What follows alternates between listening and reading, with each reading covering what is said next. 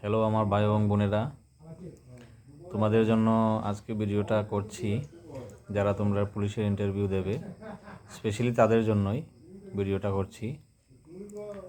তোমরা অনেকে আমাকে অনেকভাবে ফেসবুকে বা অনেকে কল করে জিজ্ঞেস করছো যে পুলিশের ইন্টারভিউতে কী আসবে না আসবে। দেখো, ভাইবা ইন্টারভিউটা পুরা কীভাবে কী প্রশ্ন করবে মোটামুটি তোমরা এগুলির জন্য প্রস্তুত থাকতে হবে। আর টোটাল পার্টিকুলার কোনো এর জন্য সিলেবাস নেই, তোমরা সব কিছু পড়তে হবে।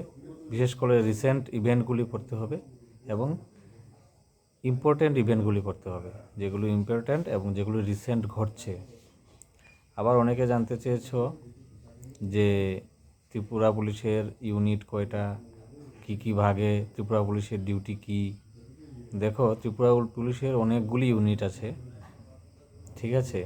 এর মধ্যে যেমন স্পেশালি যেটা আমরা সচরাচর দেখি, ত্রিপুরা পুলিশের দুইটা ব্রাঞ্চ থাকে, arm branch, unarm branch, UB এবং এবি। এবিটা থাকে ডিআরএ, মানে ডিস্ট্রিক্ট আর্মস রিজার্ভ, যেটা তোমরা পুলিশ লাইন বলে থাকো, অনেক শুনেছো অনেকে পুলিশ লাইন। সেটা হচ্ছে এবি, আর্মস রিজার্ভ মানে। আর একটা আছে ইউবি, আনআর্ম রিজার্ভ। আনআর্ম রিজার্ভে যারা ইউবি তারা থানাতে পোস্টিং থাকে মানে স্পেশালি যেটা ক্ষেত্রে ইউবি এবং এবি, এটা মনে রাখবে, দুইটা আছে ভাগ। আর যেরকম ইউনিট, অনেক রকম ইউনিট আছে। ত্রিপুরা পুলিশের স্পেশাল ব্রাঞ্চ আছে, স্পেশাল ব্রাঞ্চের এসপি আছেন। ত্রিপুরা পুলিশের ক্রাইম ব্রাঞ্চ আছে, ক্রাইম ব্রাঞ্চের এসপি আছেন।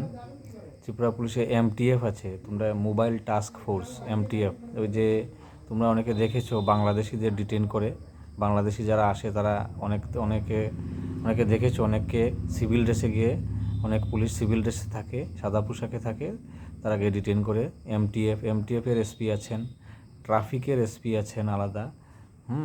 কমিউনিকেশনের এসপি আছেন। কমিউনিকেশন বলতে তোমরা বুঝবে না, সেটা হলো ওয়্যারলেস যেটা কমিউনিকেশনের এসপি আছেন। এই সব কিছু আলাদা আলাদাভাবে, ইউনিটগুলি আলাদা আলাদাভাবে ভাগ করা আছে। এরপরে হোমগার্ড আছে, হোমগার্ডের কমান্ড্যান্ট আছেন। ত্রিপুরা স্টেট রাইফেলের 15টা ব্যাটালিয়ন আছে, ব্যাটালিয়নের কমান্ড্যান্ট আছেন। এইগুলি তোমরা মনে রাখবে, তোমরা আবার একটু রিপিট করে দেখে নিও, ঠিক আছে। যেমন তোমাদের প্রশ্ন আসতে পারে যে টিএসআরের কোন ব্যাটালিয়নে প্রথম ওমেন নিয়োগ করা হয়েছিল। আমি আগেও বলেছি, যেমন 14 এবং 15 ব্যাটালিয়নে ওমেন নিয়োগ করা হয়েছে। 14 ব্যাটালিয়ন ঊনকোটি ডিস্ট্রিক্টে সায়দাবাড়িতে আছে। এরপরে 15 ব্যাটালিয়নের হেডকোয়ার্টার আমাদের সাউথ ডিস্ট্রিক্টে আছে। তো এইভাবে তোমরা আলাদা আলাদা করে দেখে নিও। আবার তোমাদের কাছে প্রশ্ন আসতে পারে যে পুলিশের কাজ কি। পুলিশের ফার্স্ট অ্যান্ড ফরমোস্ট যেটা স্পেশালি কাজ হচ্ছে ল অ্যান্ড অর্ডার মেনটেন করা। টোটাল ব্যাপারটাই, যেটা তোমার ঝগড়া বলো, বিবাদ বলো, মার্ডার বলো, চুরি বলো, ডাকাতি বলো, নেশা বলো, যাই বলো, টোটালটাই ডিপেন্ড করছে। এগুলিতে রেস্ট্রিক্ট করা হয় কারণ এগুলি একমাত্র কারণই ল অ্যান্ড অর্ডার মেনটেন করার জন্য। তো পুলিশের মেইন কাজটা যদি তোমাকে জিজ্ঞেস করে পুলিশের কাজ কী, তাহলে বলবে ল অ্যান্ড অর্ডার মেনটেন করা। আর যেমন আমি সংক্ষেপেই বলে দিচ্ছি তোমাদের, কিছু রিসেন্ট ইভেন্টগুলি দেখে নেবে, ত্রিপুরা এবং অল ওভার ওয়ার্ল্ডে এবং ইন্ডিয়াতে রিসেন্ট ইভেন্টগুলি দেখে নেবে। এবং ধরো ত্রিপুরা পুলিশের 150 বছর যে পূর্তি হয়েছে, এটা কবে হয়েছে, 2024 না 2023? তোমাদের প্রশ্ন একদম সিম্পল প্রশ্ন। তোমরা হয়তো বা অনেকে মনে বলবে 24, অনেকে বলবে 23, অনেকে বলবে 22। অ্যাকচুয়ালি হয়েছে 23, 1873 থেকে 2023, ঠিক আছে। 150 বছর পূর্ণ হয়েছে, এগুলি মনে রাখতে পারবে। রিসেন্ট যেমন ইভেন্ট হয়েছে, ডোনাল্ড ট্রাম্প আমেরিকার রাষ্ট্রপতি হয়েছেন। তিনি কততম রাষ্ট্রপতি? যেমন উনি 47তম, 47th প্রেসিডেন্ট, ঠিক আছে। এইগুলি মনে রাখতে হবে। ডোনাল্ড ট্রাম্প কাকে হারিয়েছেন? কমলা হ্যারিসকে হারিয়েছেন। ডোনাল্ড ট্রাম্পের পার্টির নাম কি? ডোনাল্ড ট্রাম্পের পার্টি হচ্ছে রিপাবলিকান পার্টি, কমলা হ্যারিসের পার্টিটা হচ্ছে ডেমোক্রেটিক পার্টি। এইগুলি যেমন এরকম কিছু কারেন্ট ইভেন্ট তোমরা মনে রাখতে হবে। আর যেমন ত্রিপুরার ব্যাপারে, যেমন ত্রিপুরাতে প্রিপেইড ট্যাক্সি চালু হয়েছে, সেটা কোথায় চালু হয়েছে? প্রিপেইড ট্যাক্সিটা চালু হয়েছে এমবিবি এয়ারপোর্টে, আগরতলা। কে এটা চালু করেছেন, ইনোগ্রেট করেছেন? অনারেবল মিনিস্টার সুশান্ত চৌধুরী, এগুলি তোমরা মনে রাখতে হবে। কিছু কিছু জিনিস যেমন মাতার বাড়ি যে আমাদের দেখো তোমরা রূপার দরজা সিলভার ডোর, রূপুর দরজাটা সেটা কে দিয়েছে? তোমরা অনেকে মনে করতে পারো যে হ্যাঁ এটা বিপ্লব দেব দিয়েছেন বা এটা মন্দির ট্রাস্টের থেকে হয়েছে বা এরম কিছু না। হ্যাঁ, এটা মিনিস্টার অফ গোয়ার একজন মন্ত্রী দিয়েছেন এটা রূপুর দরজাটা, যিনি ফরেস্ট মিনিস্টার। যেমন এরপরে ন্যাশনাল ওয়াটার ডিস্ট্রিক্ট, হ্যাঁ কোন ডিস্ট্রিক্টটা রিসেন্ট হয়েছে নর্থ ইস্টের মধ্যে, যেটা ধলাই ডিস্ট্রিক্ট, খোয়াই না ধলাই ডিস্ট্রিক্ট।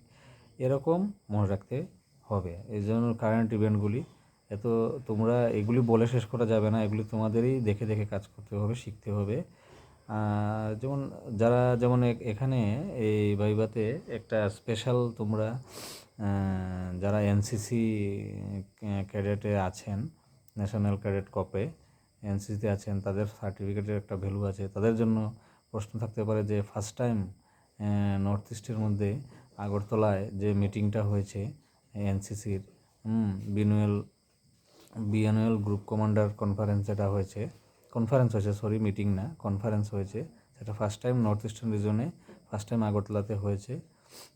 যেই কনফারেন্সটার উদ্বোধন করেছেন আমাদের অনারেবল গভর্নর স্যার, ঠিক আছে। সেখানে যেটার ইনগরেশনে ছিলেন এনসিসির এডিজি মেজর জেনারেল গগনদীপ, ঠিক আছে, মেজর জেনারেল গগনদীপ। এটা কিন্তু এনসিসি যারা সার্টিফিকেট জমা দেবে তাদের জন্য ইভেন্ট রিসেন্ট কারেন্ট অ্যাফেয়ার্স। এইভাবে আমি জাস্ট তোমাদের আইডিয়া দেওয়ার জন্য বলছি, এইভাবে তোমরা এগুলি শিখে নেবে। তোমাদের জন্য আমার একদম মনের অন্তঃস্থল থেকে শুভকামনা রইল। তোমরা খুব হার্ড পরিশ্রম করো। যারা আমার ভিডিও দেখো তারা আরও আমি মনে করি জীবনে আরও বেশি প্রতিষ্ঠিত হোক এবং পরিশ্রম করলে সফলতা আসবেই, এটা গ্যারান্টিড। আজকে না হোক কালকে। তোমাদের জন্য শুভকামনা রেখে আমি এতটুকুই তোমাদের ইনফরমেশন দিয়ে আজকের এই ভিডিওটা শেষ করছি। ধন্যবাদ।